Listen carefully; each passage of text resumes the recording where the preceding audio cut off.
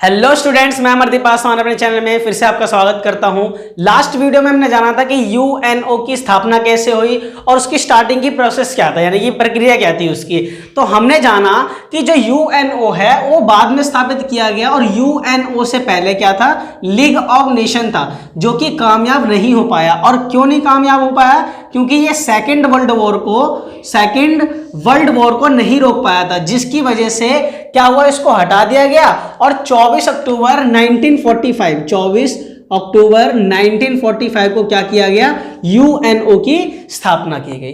तो जब यूएनओ की स्थापना की गई, इसके चार्टर किसे कहते हैं, संविधान को कहते हैं चार्टर, ठीक है। तो जो इसका चार्टर था उस पर 51 कंट्रीज ने मिलकर के हस्ताक्षर किया और फिर यूएनओ की क्या करी, स्थापना किया। और आपको यह भी बताया था कि जो हमारा इंडिया है वो 1947 में आजाद हुआ है और इसकी स्थापना कब हुई, 24 अक्टूबर 1945 में। फिर भी इंडिया क्या है, इसके अंदर शामिल था, आजाद होने से पहले ये यूएनओ का सदस्य बन गया, ठीक है। आगे देखते हैं। तो आज जो हम वीडियो जो बात करने वाले हैं वो हम बात करेंगे इसके स्ट्रक्चर की, यानी कि इसके बनावट, इसके अंदर क्या चीज है। तो फर्स्ट ऑफ ऑल इसके अंदर 6 अंग हैं, यूएनओ के जो सदस्य हैं, यानी कि अंग हैं, जिससे पूरे के पूरे वर्ल्ड में काम करता है। इतने सारे ऑर्गेनाइजेशन है इंटरनेशनल लेवल पे, वो सारे के सारे इंटरनेशनल लेवल पे जो ऑर्गेनाइजेशन है वो यूएनओ के थ्रू चलाए जाते हैं। जैसे WTO हो गया, WHO हो गया, ठीक है। ये जितने भी प्रकार के हैं ये सारे के सारे यूएनओ के थ्रू चलाए जाते हैं।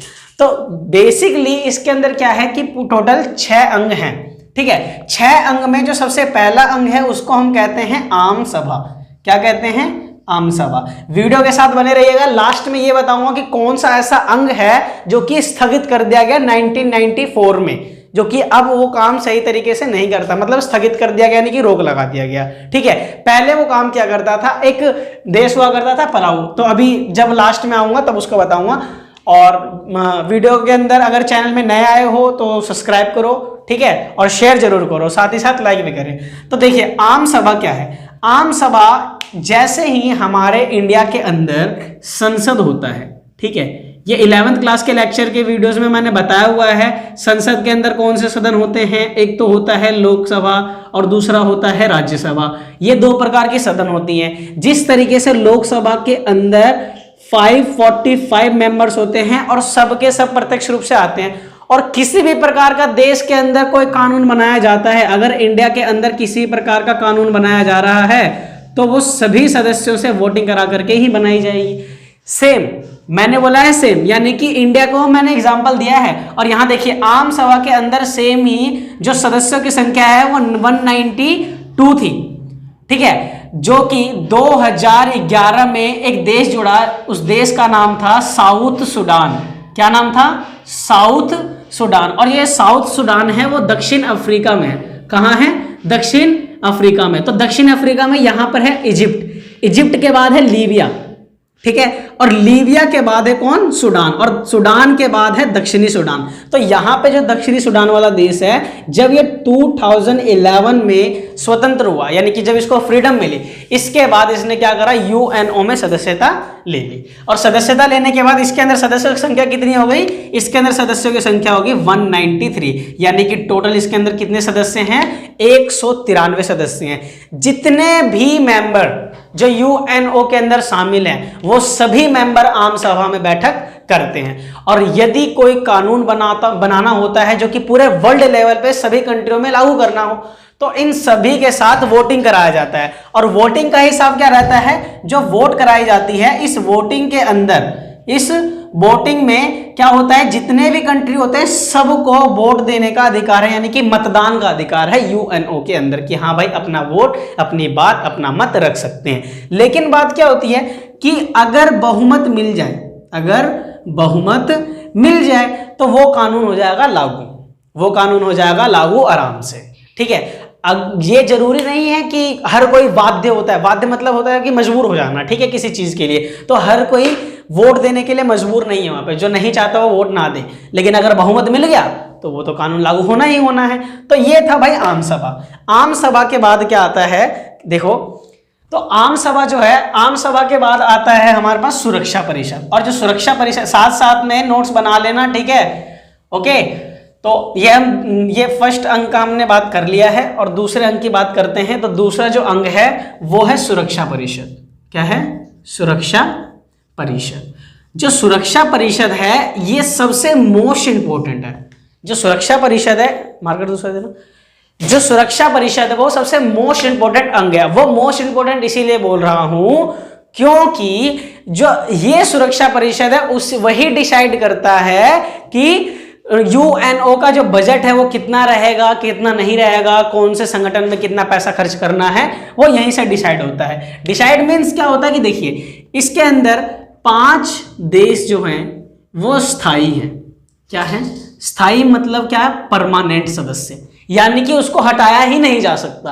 वो ये नहीं है कि 2 साल के लिए बन गए, 10 साल के लिए बन गए, या फिर 9 साल के लिए बन गए, फिर 3 साल के लिए बन गए, ऐसा कुछ भी नहीं है।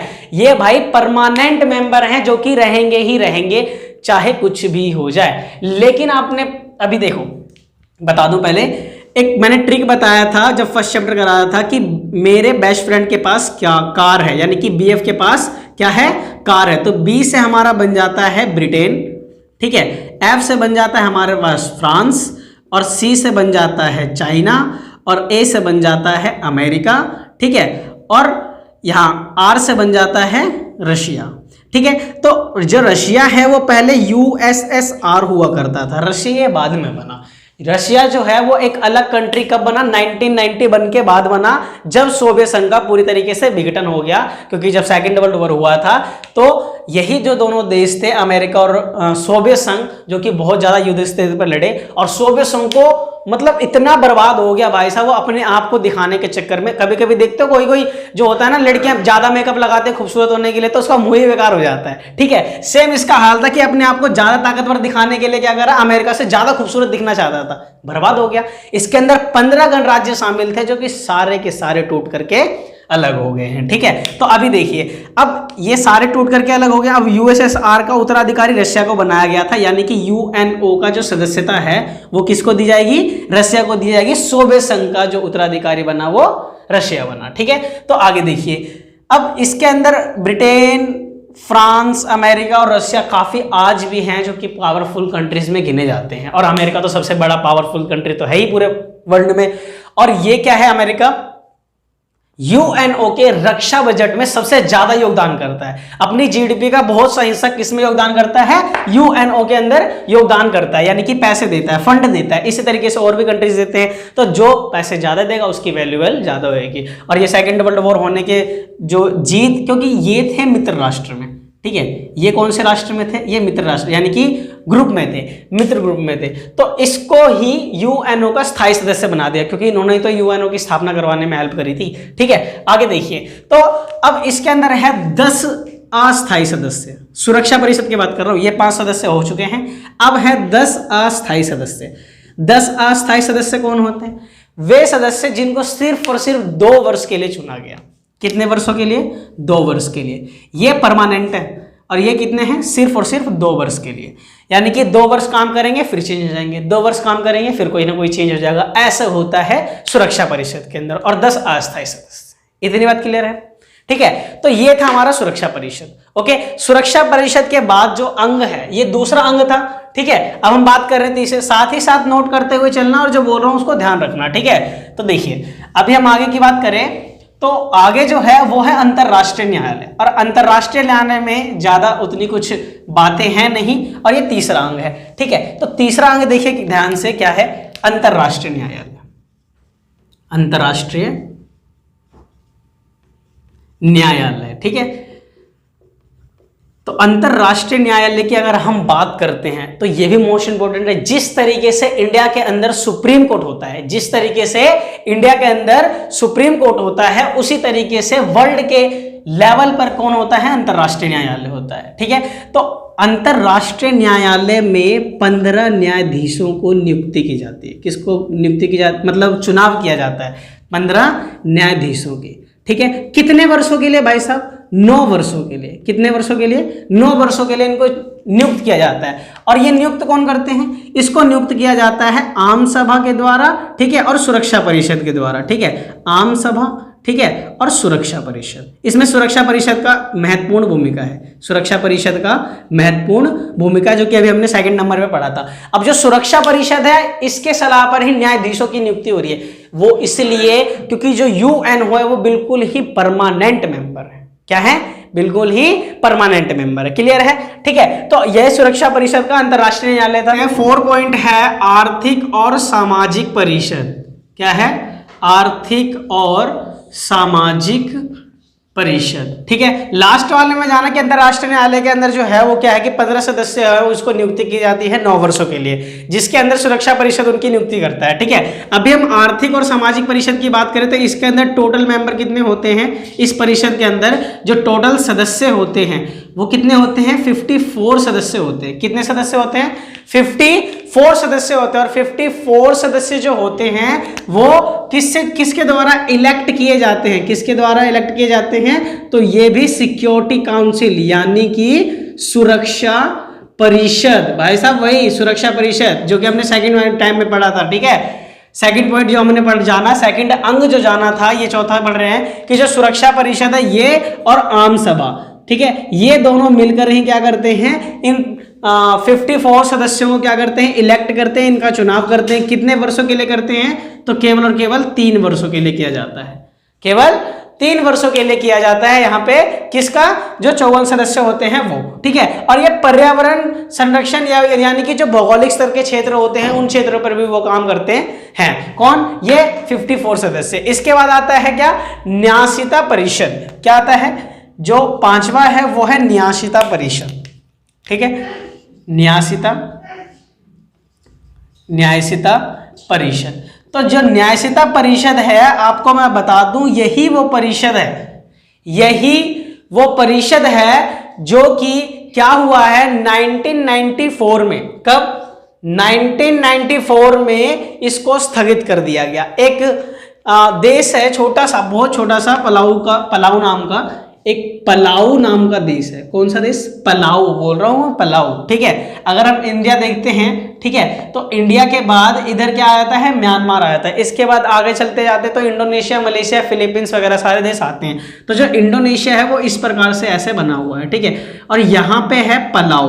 ठीक है, जैसे ही ये गणतंत्र होता है, गणतंत्र होने के बाद एक ट्रस्ट आता है। उस ट्रस्ट के बाद क्या होता है कि ये जो पलाऊ आजाद होने के बाद क्या होता है कि जो न्यायसिता परिषद है इसको स्थगित कर दिया जाता है। ठीक है, इसको स्थगित कर दिया जाता है। तो इसके अंदर इतना ही था कि जो न्यायसिता परिषद है अब जो क्या हो गया है, इसके ऊपर स्थगित कर दिया गया, प्रतिबंध लगा दिया गया है। ठीक है, स्थगित हो चुका है। जो छठा है उसके हम बारे में बात करें तो वो है सचिवालय। ठीक है, सचिवालय। तो जो सचिवालय है ये भी मोस्ट इंपोर्टेंट है। ये पेपर में हमेशा पूछा जाता है कि सचिवालय के कार्य बताइए, और आपको ये होमवर्क क्वेश्चन मिल रहा है कि सचिवालय के क्या कार्य हैं, आप मेरे को कमेंट करके जरूर बताइएगा। ठीक है, तो जो वर्तमान समय में जो सचिवालय है, इस सचिवालय का जो महासचिव होता है वो कौन है? ठीक है, देखिए सचिवालय में एक महासचिव होता है। कौन होता है? महासचिव। और ये जो महासचिव होता है इसका सबसे महत्वपूर्ण कार्य होता है, सबसे ज्यादा महत्वपूर्ण कार्य होता है। और ये कितने वर्ष के लिए इलेक्ट किए जाते हैं? ये 5 वर्षों के लिए इलेक्ट किए जाते हैं। कितने वर्ष के लिए किए जाते हैं? ये 5 वर्षों के लिए इलेक्ट किए जाते हैं। जब 5 वर्ष के लिए इलेक्ट किए जाते हैं उसके द्वारा चेंज हो जाता है। तो वर्तमान समय में जो महासचिव हैं वो है एंटोनियो गुटेरस। कौन है? Antonio Guterres. कौन है? गुटेरस। ठीक है, एंटोनियो जो गुटेरस थे ये पहले पुर्तगाल के, कहाँ के? पुर्तगाल के प्रधानमंत्री थे, यानी कि पीएम थे, पुर्तगाल के प्रधानमंत्री। कब से कब तक थे? 1995 से लेकर के 2002 तक। 2002 तक ये क्या रहे? पुर्तगाल के प्रधानमंत्री रहे एंटोनियो गुटेरस। और यहाँ पे महासचिव का पद कब संभाला उन्होंने?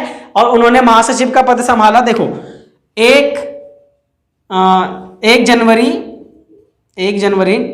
2017 में, तभी तो वर्तमान समय के कहलाए। और ये अगर 5 वर्ष तक के हैं तो 17 से 5 वर्ष कितना? 2022 तक चलेंगे ये। ठीक है, और 2022 तक ये कायम रहेंगे। और इससे पहले जब ये पीएम थे, पीएम के बाद ये बने थे HCR, ठीक है, जो अंतरराष्ट्रीय लेवल पे हैं संयुक्त राष्ट्र शरणार्थी आयोग, उसके बहुत मुख्य ऑफिसर भी रह चुके हैं। ठीक है, ये 2005 से आगे तक रहे थे कि 2005 से लेकर के 2015 तक ये क्या रहे थे, ऑफिसर रहे थे शरणार्थी आयोग के, जो अंतरराष्ट्रीय लेवल पे हैं, जो कि यूएनओ के सदस्य, मतलब यूएनओ के लेवल पे हैं। ठीक है, इसके ये ऑफिसर भी रह चुके हैं, कौन, एंटोनियो गुटेरेस। तो ये है सचिवालय वर्तमान समय में। ठीक है, और ये छठा अंग है और लास्ट अंग है। ठीक है, यूएनओ के 6 अंग थे जो कि मैंने आपको डिस्कस कर दिया है, आपको बता दिया है कि जो यूएनओ है उसके 6 प्रकार के अंग हैं। सबसे पहला है आम सभा, दूसरा है सुरक्षा परिषद, तीसरा अंतरराष्ट्रीय, चौथा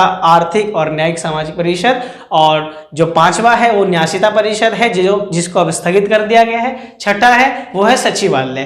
तो इसमें सबसे मोस्ट इंपोर्टेंट क्या है, एक तो सुरक्षा परिषद है और दूसरा सचिवालय है। इन दोनों पे हमेशा 4 नंबर और 6 नंबर के क्वेश्चन बने आ रहे हैं और आगे भी बनते रहेंगे। ठीक है, तो इसमें से मोस्ट इंपोर्टेंट दोनों में से, इसी में से दोनों में से क्वेश्चन बनता है। मिलते हैं वीडियो के नेक्स्ट पार्ट में, तब तक के लिए बाय।